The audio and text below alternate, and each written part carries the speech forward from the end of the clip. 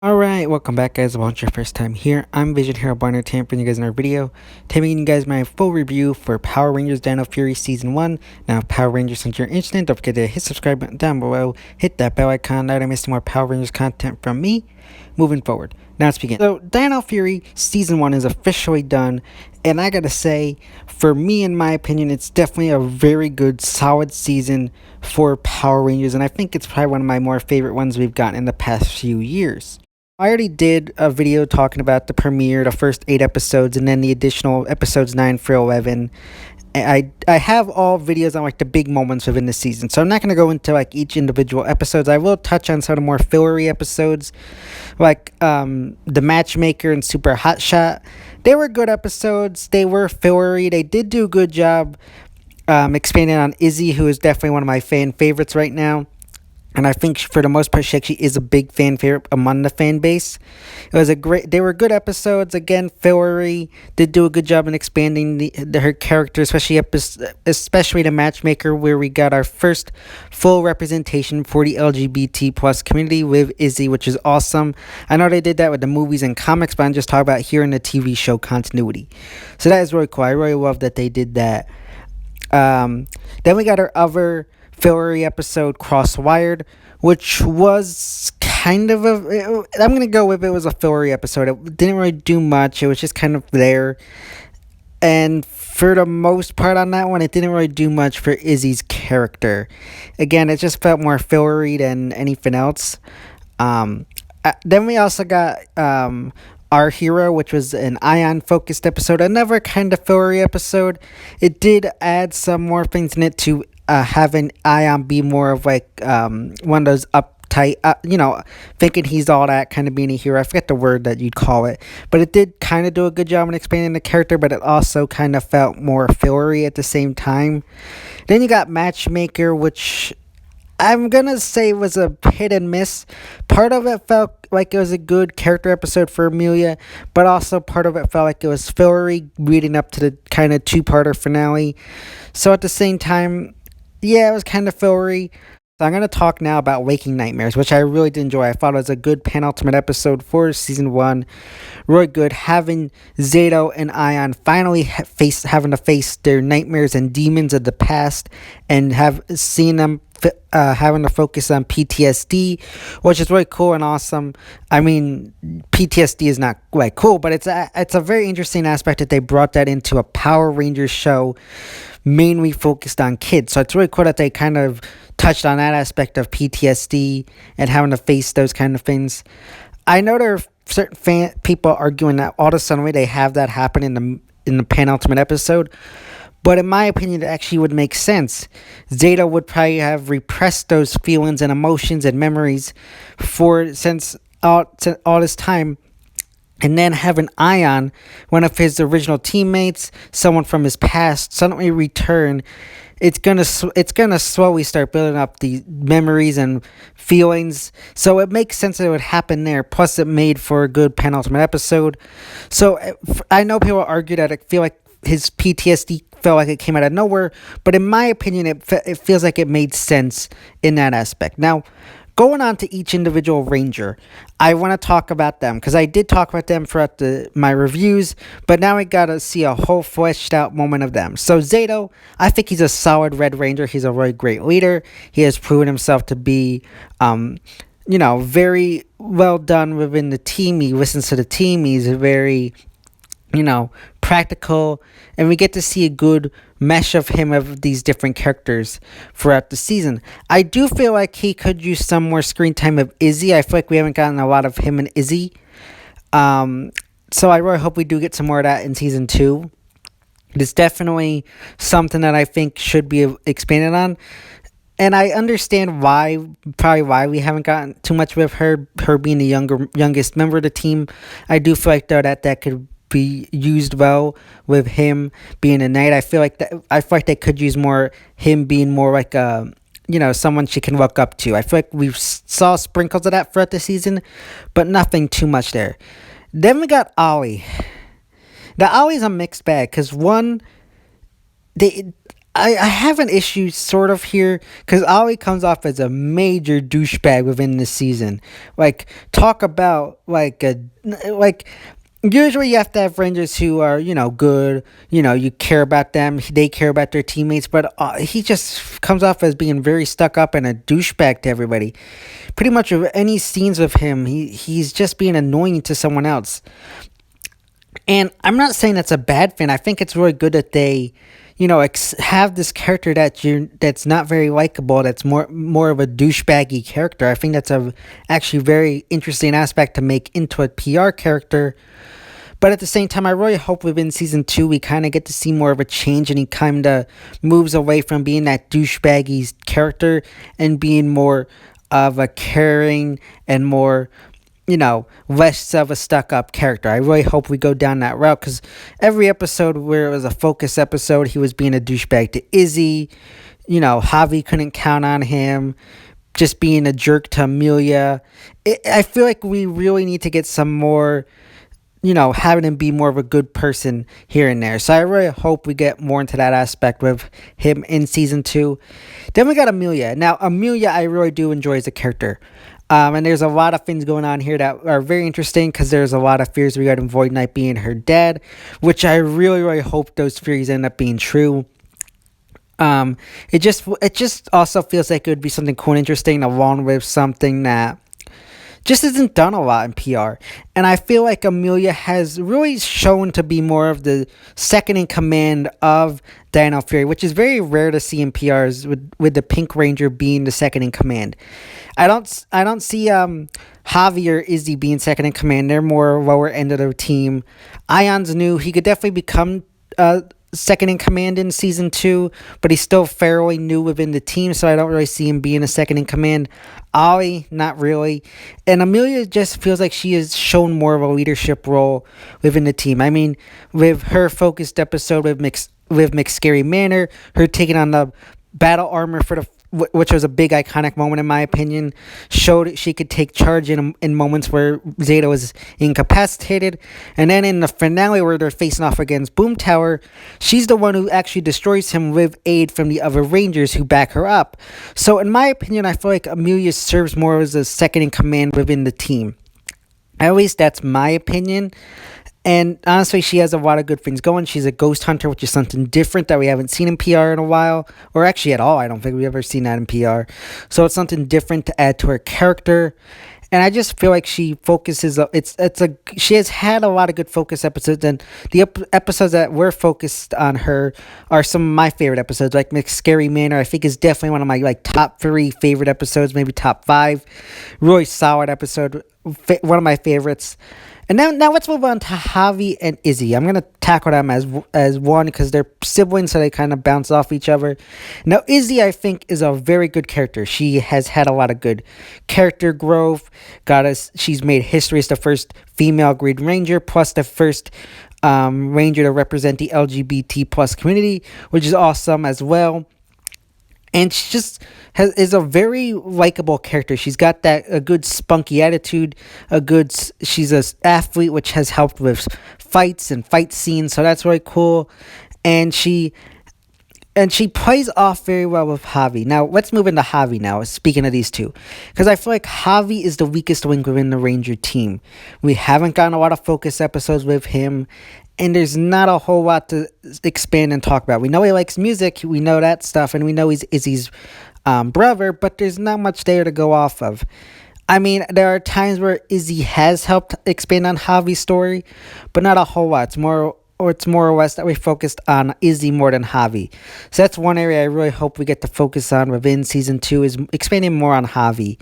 Because they did a good job of Izzy being an athlete and all that good stuff there, but we just need to focus more on Javi.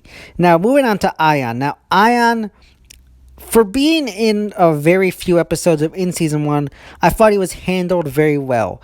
I know he was introduced very late into the season, which a lot of people were questioning him. But honestly, for me, I thought that was a good thing. I really liked that they brought him in towards the latter half of the season. We only got him introduced in episode 16. Yes, he appeared in episode 15, but his more debut episode, in my opinion, was episode 16. And with what they did with him there, with him being more of like a hot shot kind of character, was very cool, and I really like that aspect.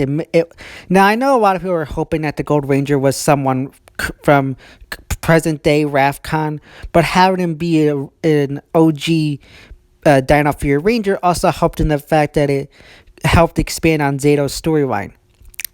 And it was just a nice callback to also the in space with the with the character dynamic, the friendship helped expand on Zeto's character.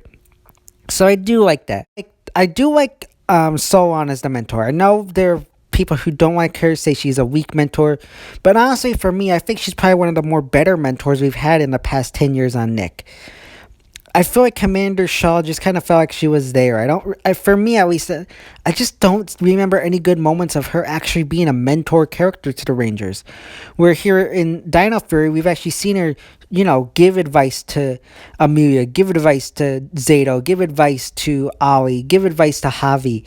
We've seen her help the Rangers. So I feel like she is a good mentor. She actually cares about her mentors. And we've seen her actually proven herself to fight against, our villains in certain moments. So I really like that aspect as well. So I feel like she has proven herself to be a good mentor.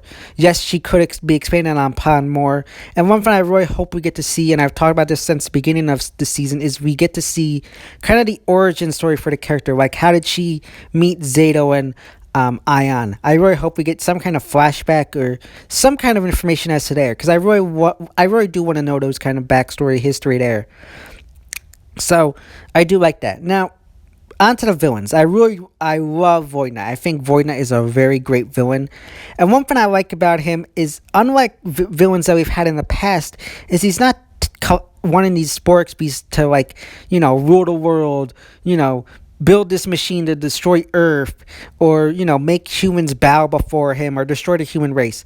No, he's collecting these Sporix beasts to try to resurrect his love interest, which is a very interesting aspect. In a way, you can kind of root for the character, especially with the idea of him being Amelia's father. So that it kind of gives you this area where he kind of is an anti-hero. Yes, he's doing, from the Rangers' viewpoint, he's doing evil things, but in his viewpoint, he's doing something to save someone he cares about. So in his eyes, he's the hero of his own story. So which always make a good villain. So I really like that. Then let's move on to his generals. First off, you got Mucus. Now, when I first saw Mucus, I cringed. I was so nervous they were gonna make her an Elgar or Norg type general. But honestly, in my opinion, I thought they went the other way around. They gave her more of a naive, childish kind of attitude and behavior, so when she does do goofy things, they don't come off as idiotic. They come off as her being more of that childish character. But she's also grown throughout the season. In the beginning, she was someone who just was there. Void Knight just saw her as, someone to get annoyed about and who screwed up. But there are times throughout the season where it actually tells Mucus, explain the plan to these guys, lead the mission. So she does grow over the course of the season. And then you got into Boomtower and Slyther. Now, Boomtower was a good villain. I really did enjoy him. When I first heard the name, I kind of cringed. I was like, seriously, Boomtower, that's all you got there? That's all you can give me is Boomtower? That's just came off as a stupid name. But I did like the villain. He was very good. The voice acting was pretty good there. And I just feel like the way he worked within the villains was okay. He wasn't anything big or great, but he definitely was decent general. And just the way they used him was pretty good and decent throughout the season. Then you got Cypher. Now, Cypher was a very great villain in general, in my opinion. Now, I like the idea of him being a shapeshifter, and they used that a very good amount throughout the season, which I was really hoping they did. I was worried that when they had that introduction with him being a shapeshifter, they'd only use it here one or few times throughout the season, but they used it almost in every time he appeared within the season. So I really did enjoy that. And moving off of what I said with Void Knight being a good villain, the villains had very smart plans, and part of it came into the use of Cypher. I mean, you had Void Knight throughout the season. He incapacitated the Rangers' ability to, teleport and communicate. And then you had moments where they gotta hold on one of the Rangers morphers, allowing them to break into the base. And then you got Cypher, who disguises themselves as one of the Rangers' friends to try to get them, to hand over the Sparks Beast using their friend as hostage. They had good plans, and Cypher was very good in implementing those plans using his shape-shifting abilities. So I really did enjoy that.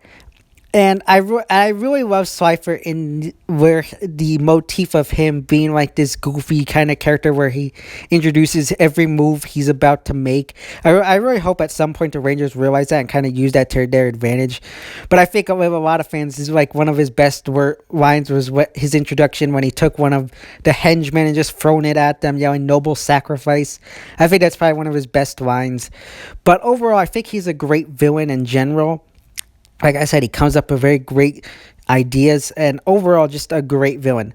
Now, I do want to talk about the big elephant in the room when it comes to, well, I wouldn't say it's a big elephant in the room, but a big issue a lot of people have with Dino Fury is the Jane and Jayborg comedy duo. And honestly, yes, there are times when Jane and Jayborg did get annoying and frustrating, but at the same time, I feel like they knew how to balance their comedy, because there were times within Dino Fury where I did laugh at their comedy, and they didn't focus it on slapstick comedy. They did do good comedy moments here and there. And one thing I do like, and I did notice, was in the second half of the season, they really did tone down the comedy with Jane and Jayborg there. But also, they did spread around the comedy to the Rangers as well. It wasn't just relying on the slapstick comedy, or the duo for slapstick comedy and all things around comedy there. So it really helped you enjoy the Jane and Jayborg characters, even though they were somewhat annoying at sometimes. So overall, I did like this season. I want to talk about the clip show as well, because I feel like the clip shows worked in a decent way. Christmas one, kind of, not very much, but they did use it in a good way, because the Christmas episode was a fillery clip show. It did actually have stakes in there that caused the clip show to work. So in a way, it worked, even though it wasn't necessarily needed and kind of came off as a necessary thing that they needed to do just because the network and everything called for. But it was still decently used. But overall, I feel like Dino Fury is definitely a good format. I like all the Rangers. I like the mentor. The villains are great. The comedy is decent. If I had to give Dino Fury a grade, I'd probably give it a 4 out of 5. I just feel like they need to expand more on Javi, redo Olie a bit, make him a better person. And that's about it. There's not much else that really needs to change, in my opinion. I give it a 4 out of 5.